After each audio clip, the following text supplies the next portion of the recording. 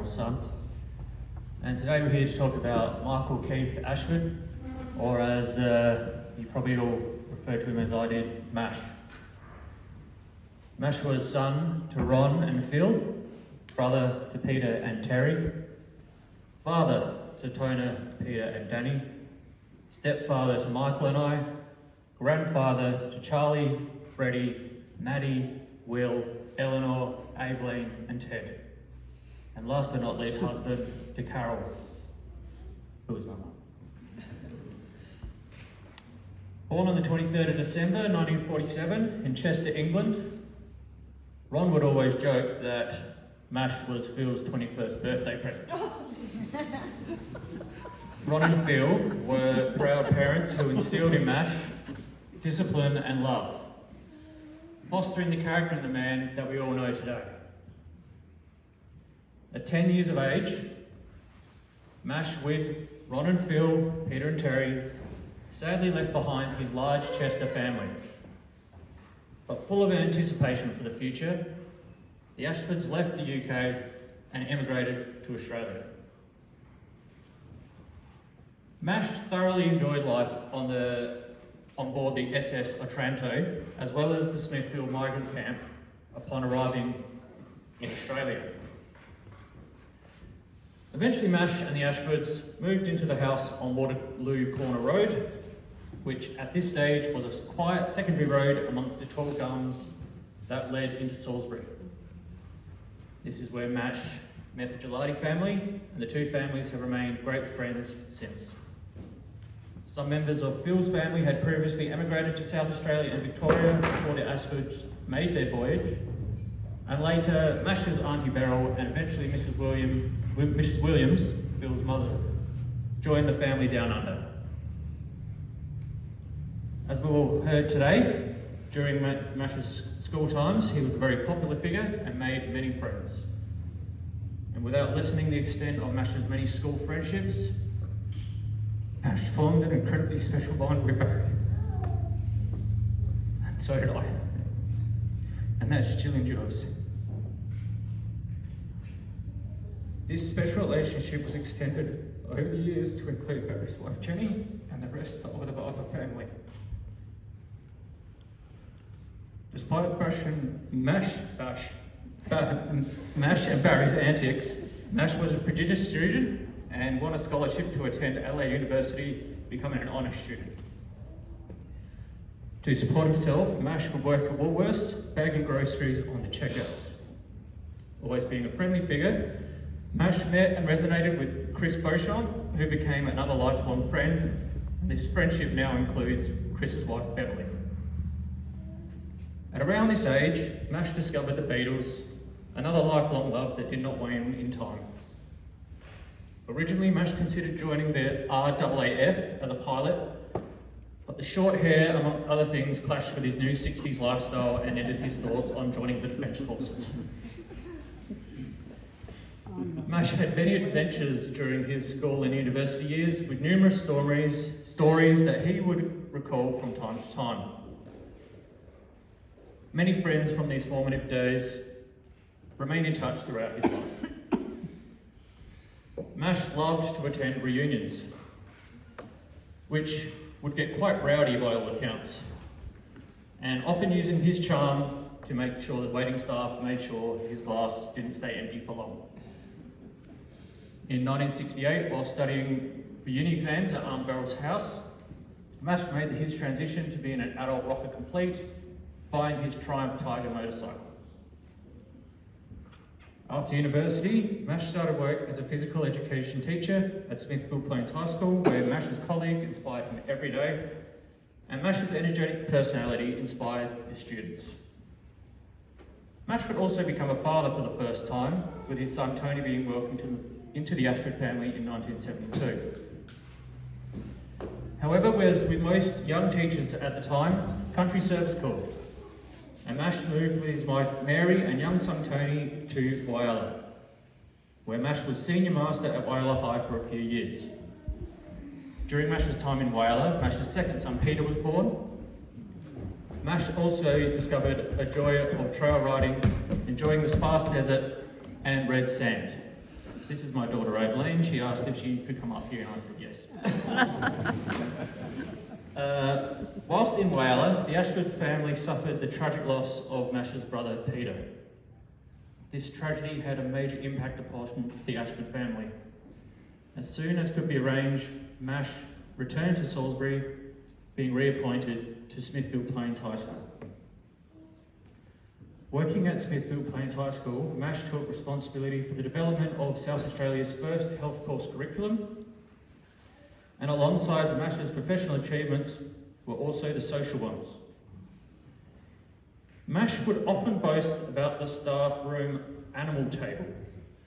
I don't know if anyone else has heard about this. And his unique catering style at staff meetings. Mash and his pals once iced an actual sponge to be passed off as a birthday cake.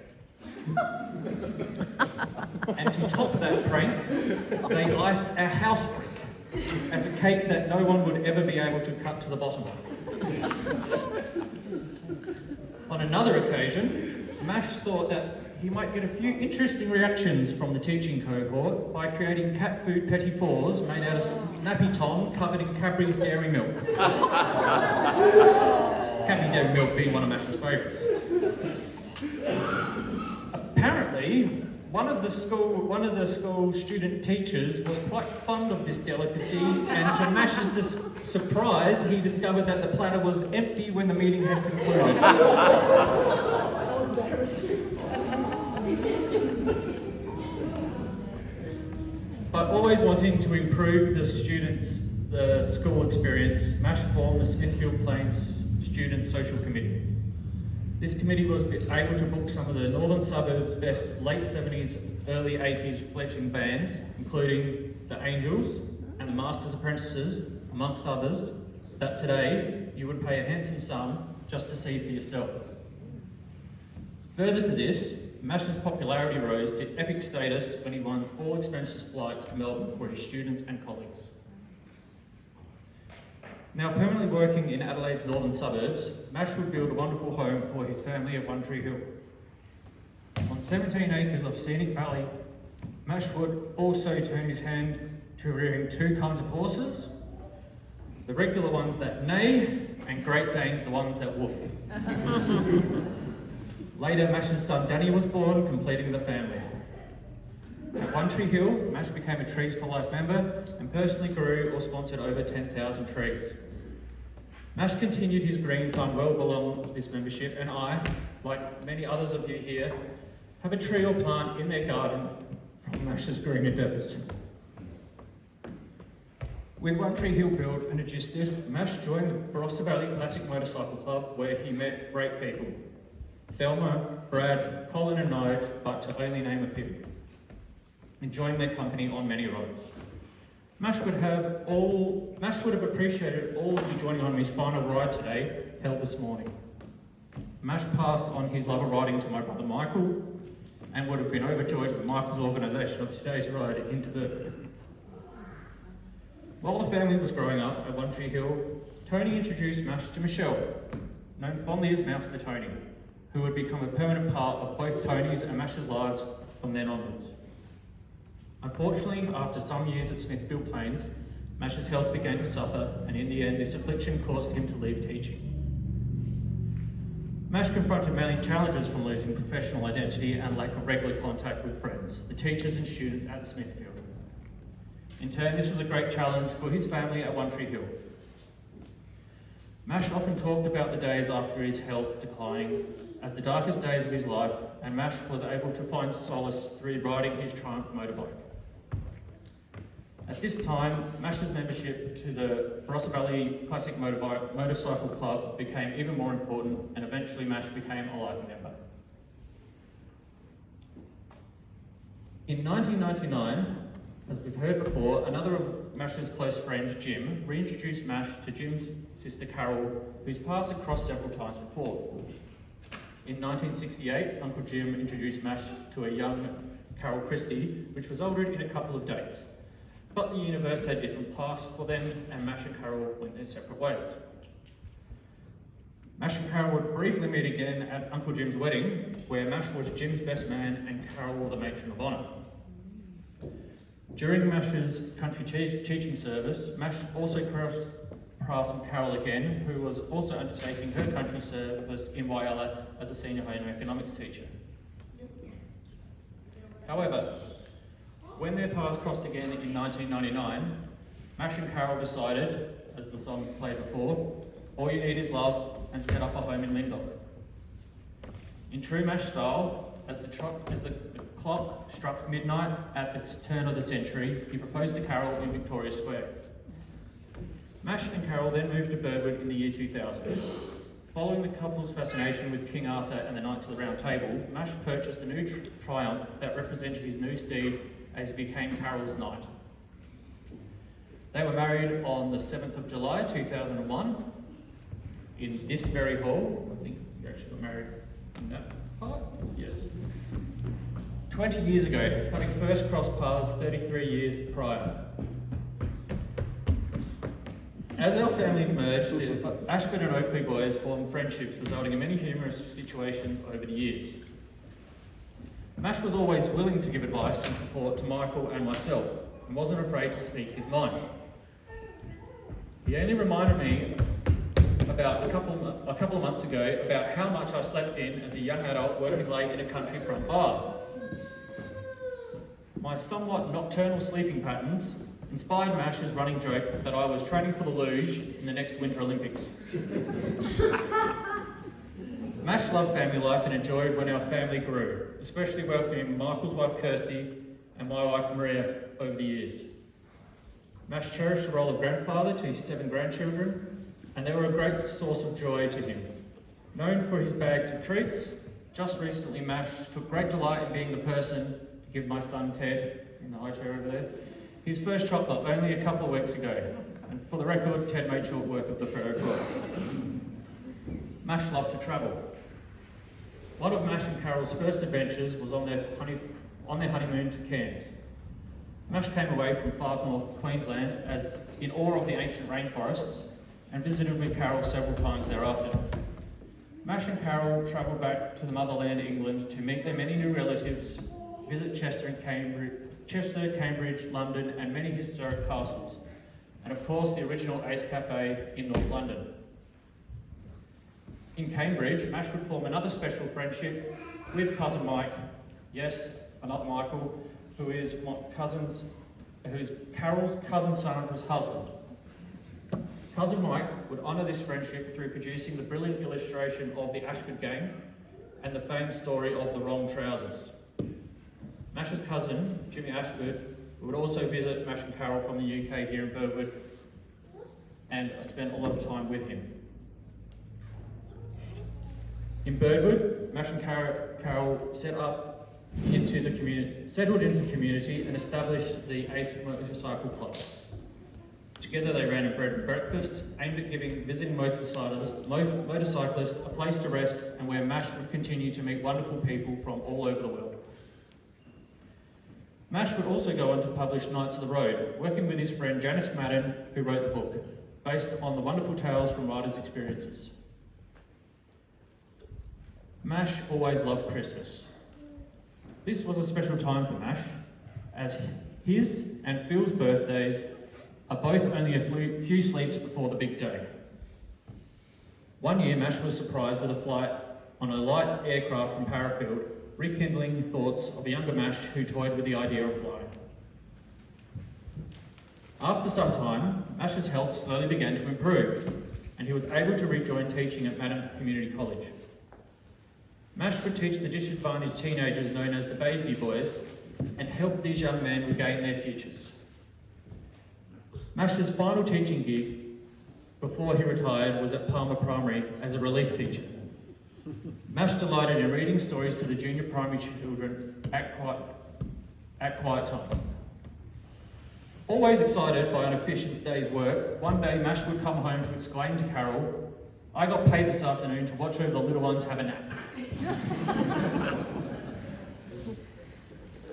As we all know, Mash had an exuberant sense of humour. One of Mash's favourite stories was when he began his post-retirement school bus route as a bus driver for Birdwood High School just next door. Whilst the students watched Mash approach the bus, Mash wore Coke bottle-thick glasses.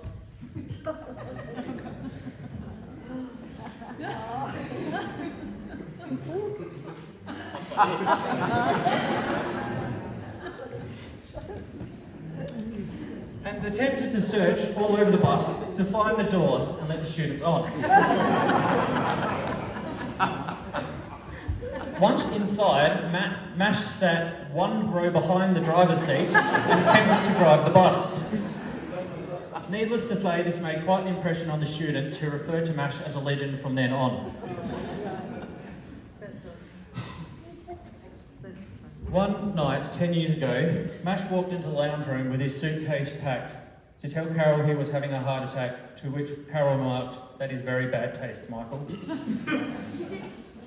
Unfortunately, this time, Mash's sense of humour was not to blame. Sadly, Mash's life changed dramatically from that night onwards. He fought incredibly hard to recover and return to life as normal as best he could. However, Mash, with declining health, meant he last rode his beloved motorbikes over 2 years ago. However, he was not long away from being behind the handlebars. Mash bought a special golfer that resembles a motorbike, to which he would ride his black Labrador Bonnie up and down Shannon Street for walks. Mash's friends and family remain an incredibly special part of his life. After Ron passed away in 2012, Phil joined Mash and Carole in Birdwood in 2013. Mash loved having his mum back under the same roof as him, with whom he'd shared so many special times together. You don't need to spend long in Phil's company to realise that's where Mash has got his warm nature and sharp wit, one with Ron. As Mash's ability to get out in the world reduced, close friends and family would call into Mash to chat and offer support. Tony would often drive up with Michelle or randomly call Mash to reminisce about niche movie titles or debate the artistic merits of classic rock albums. Mash would send jokes daily to a great group of friends via email, text messages and other social media platforms. In a truly kind gesture, Mash's friend, John Allen, supplied him with DVDs and endless other material for the Daily Joke Fest, as Martin did also. In keeping with his love of Christmas, Mash's last big effort was to ensure that Santa made a visit to grandchildren during this Christmas day just past. This was an incredible effort, as Mash had only been discharged from hospital 2 days prior after recovering from a broken hip. Santa did indeed make the appearance, however, Grandad Mash was unable to witness this great feat, as he was nowhere to be found when Santa dropped by.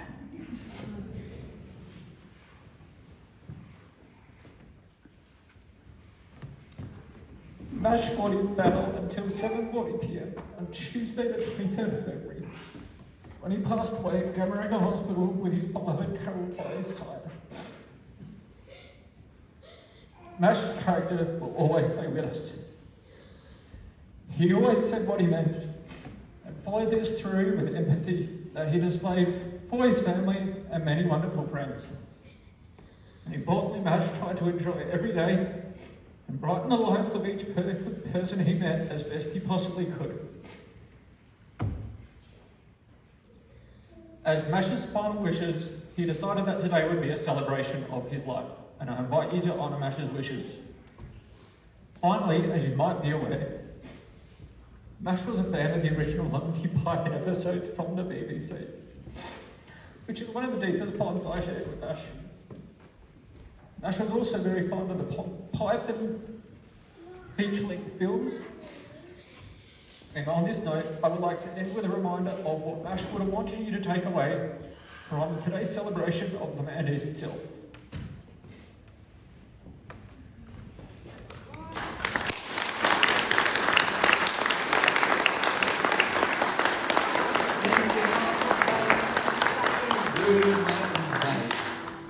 Other things just make you swear and curse. When you're chewing on life's gristle, Uncle, give a whistle. And this'll help